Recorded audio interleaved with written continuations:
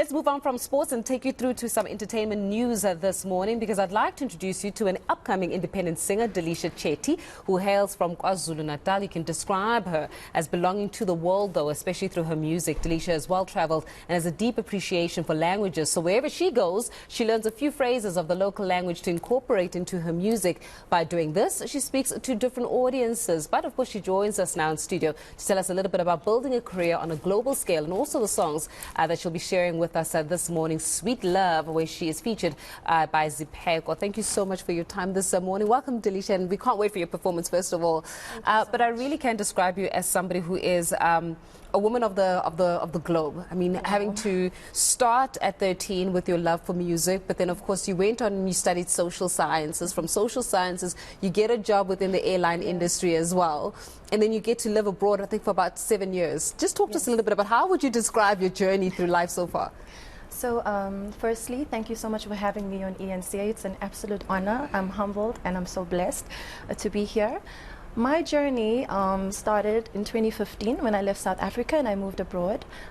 It's been absolutely amazing. I've had the opportunity to meet people from all types of cultures, different backgrounds, different nationalities, so it's been wonderful. And it's really helped me with my music career as well. And talk to us a little bit about some of the lessons that you've learned whilst abroad. I think a lot of artists, when they get abroad, they get a little bit of a culture shock every time and an adjustment. But just talk a little bit about how you have to adjust and some of the lessons learned.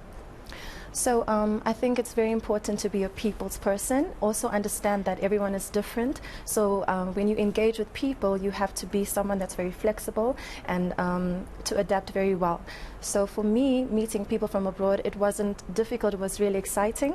And yeah, our journey and our relationship and our friendship was just blooming from there.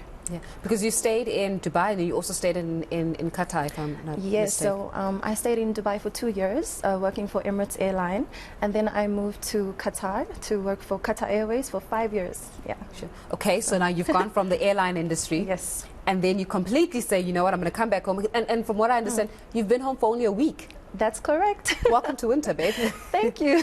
It's so cold here. Because being exposed to the heat there, it's totally, and it's going into summer. I think it's the summer season right now in the likes of Dubai and Qatar. So it's like 40 plus degrees Celsius. That's insane. But now you've been here for about a week. You've got your single that is out that you're going to be sharing with us in just a moment. But also about the music, because the music has been a part of you, even though you've been in the airline industry, but the music has been a big part of you. Absolutely. How has music shaped you? So I believe that music speaks to the soul. So for me, my journey started off when I was really young, listening to Mariah Carey.